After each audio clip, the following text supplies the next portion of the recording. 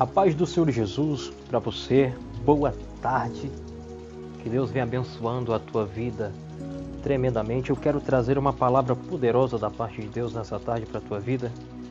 O ritual dos sacerdotes não era de qualquer maneira. Olha só, é uma palavra poderosa e você vai entender o que essa palavra tem a ver com a tua vida no dia de hoje. Se aparecer algum barulhinho estranho aí, tá chovendo aqui na cidade de Leme, então pode ser que acabe entrando a zoada da chuva no vídeo, mas não tem problema. A única coisa que eu peço em troca dessa mensagem poderosa da parte de Deus para a tua vida é que, se você não é inscrito no canal ainda, se inscreva, comente, compartilhe para que esse vídeo chegue na vida de mais pessoas. Desde já agradecer a você que é inscrito no canal. Conseguimos bater a meta de 200 inscritos. Falta apenas mais 800 pessoas para nós chegarmos aonde a gente quer. E o nome do Senhor será glorificado. Então vamos para a palavra. Meu querido, quando se fala de sacerdote, como sumo sacerdote, se falava de uma autoridade muito tremenda dentro da Bíblia. Porque o sacerdote, ele tinha a função de sacrificar. Por que sacrificar, pastor? Porque naquele tempo não é como hoje, que nós vamos até a presença de Deus, nos colocamos de joelhos e nós contamos para Deus tudo o que está acontecendo. Isso se chama orar. Pedimos a Deus perdão pelas nossas falhas, pelos nossos erros, pelos nossos pecados. Naquele tempo não era assim, porque Jesus não tinha descido na terra. Então se procurava o sacerdote e falava para o sacerdote o pecado que você tinha cometido. Quando você fazia isso, o sacerdote tinha a função de pegar o teu pecado. Aí ele pegava um animal que não tinha nada a ver, mas naquela época era necessário, pegava um animal, um cordeiro, um cabrito. As pessoas que eram mais pobres pegavam uma pomba e levava até a presença do sacerdote. O sacerdote levava até um altar e ali o sacerdote ia degolar o pescoço daquele animal, e o sangue daquele animal ali ia ser uma expiação pelo pecado da pessoa.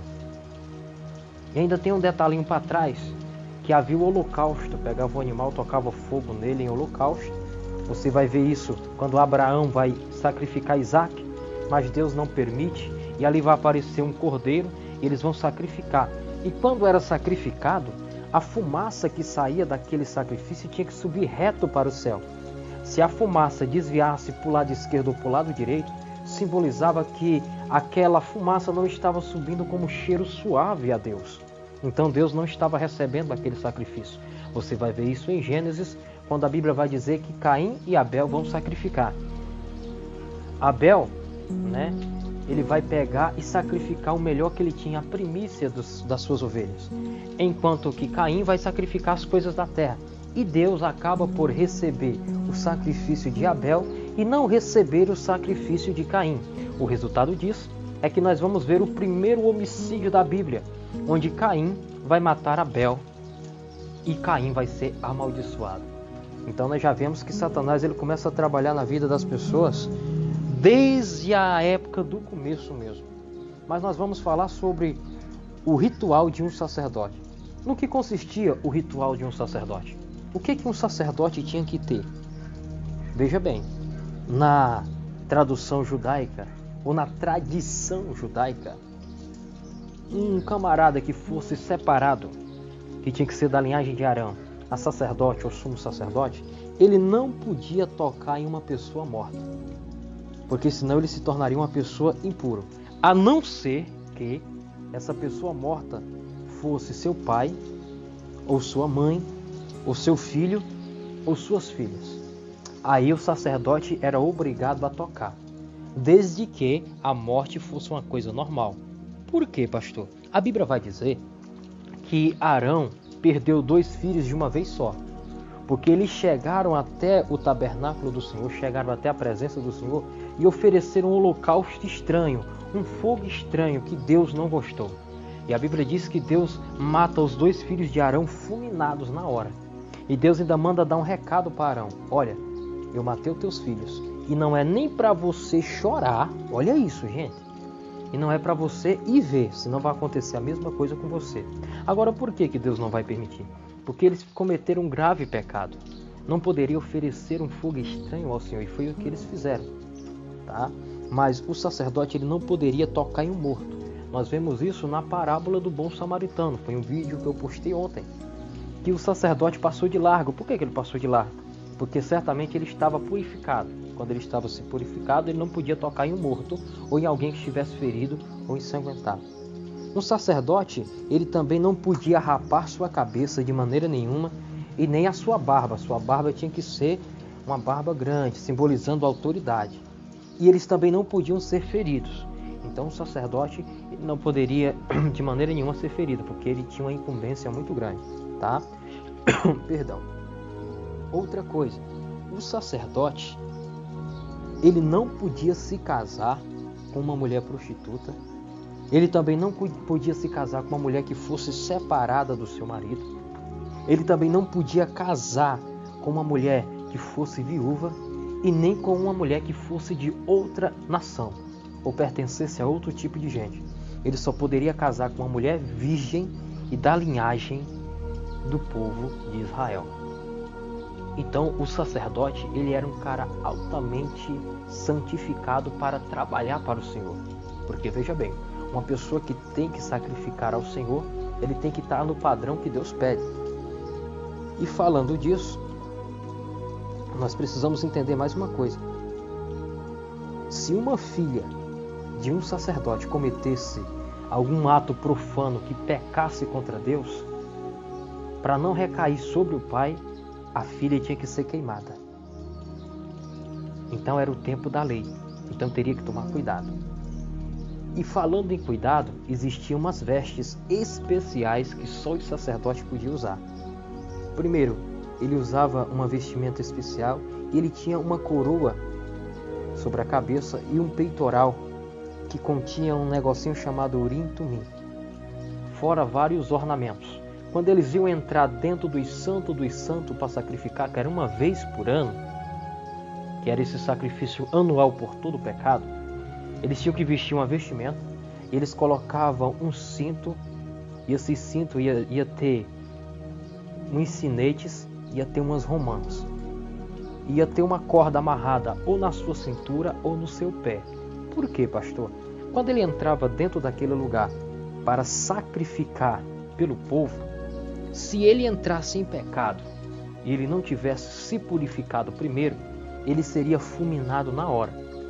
E como ninguém tem autorização para entrar dentro dos santos, a não ser o sumo sacerdote, ninguém poderia ir lá para puxar ele.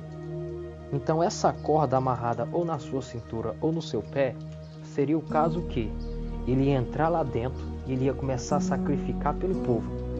Enquanto ele estava sacrificando, os sinetes que estavam na sua cintura e as romãs, ela ia tinir, ela ia fazer um balançado. Era sinal de que o sumo sacerdote estava sacrificando dentro do templo. Se esses sinos parassem de tocar ou de bater, era sinal que o sumo sacerdote teria morrido dentro dos santos, porque ele teria entrado em pecado. Então ia pegar e puxar ele para fora com essa corda que estava amarrada ou no seu pé ou na sua cintura. Mas nós louvamos a Deus, nós que pregamos a palavra, porque dentro da Bíblia não há sequer um relato de uma pessoa que morreu dentro dos santos, porque sempre entravam preparados, não entravam de qualquer maneira. Falando de qualquer maneira, é agora que eu quero trazer esse vídeo, se você conseguiu assistir até aqui, para a minha vida e para a sua vida. Um sumo sacerdote naquela época não podia entrar de qualquer maneira para adorar o Senhor. Então por que hoje em dia, muitas das vezes, nós queremos fazer as coisas para Deus de qualquer maneira? Nós queremos a bênção, mas não queremos sacrificar. Nós queremos ser cheios da presença, mas não queremos orar, não queremos jejuar, não queremos buscar a Deus, não queremos buscar o chamado do Senhor. Nós precisamos entender que para Deus operar em nossa vida existe um sacrifício. Tem que existir uma coisinha chamada renunciar. Renunciar às coisas que não agradam a Deus e aceitar o padrão de Deus sobre a nossa vida.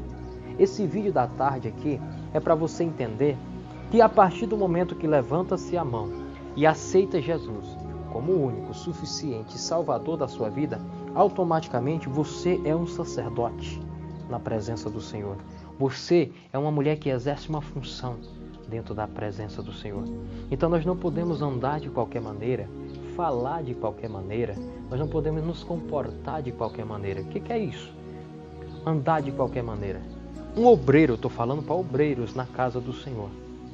Ele não pode estar saindo na rua só de calção, tá? Sem blusa.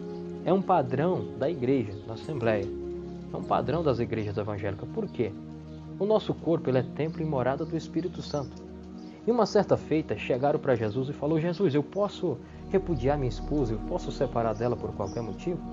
Aí Jesus fala assim: em verdade vos digo, que aquele que olhar para uma mulher com um olhar impuro já pecou. Agora imagina, eu estou andando na rua sem blusa e eu sou pastor da igreja. Qual que será a visão do povo? Aquele dali é pastor? Não é não. Aquele dali é obreiro da igreja? É nada. Andando sem blusa no meio da rua para todo mundo ver. Aí vai que passa uma menina, olha para o meu corpo e me deseja. Pela Bíblia, pecou ela e pecou eu. Eu pequei porque eu estava sem blusa e fiz ela pecar, e ela pecou porque ela olhou para mim e me desejou. Então nós devemos entender que nós também não podemos falar qualquer coisa. Se eu sou da igreja, você não vai ver dentro da Bíblia Jesus falando palavrão. Você não vai ver dentro da Bíblia Jesus falando coisas que não agradam a Deus. Então nós temos que mudar o nosso linguajar. E você conhece uma pessoa quando ela é de Deus porque ela é uma pessoa calma. Ela é uma pessoa que não fala palavrão. Ela é uma pessoa centrada. Ela é uma pessoa cuidadosa com as suas palavras para não magoar as outras pessoas. E nós também não podemos nos comportar de qualquer maneira. O que é um comportamento absurdo? Às vezes você está na rua, só porque você não está na igreja, você começa a tratar o irmão com um apelido, ou você começa a tratar a pessoa de uma forma que vai degredir a sua imagem.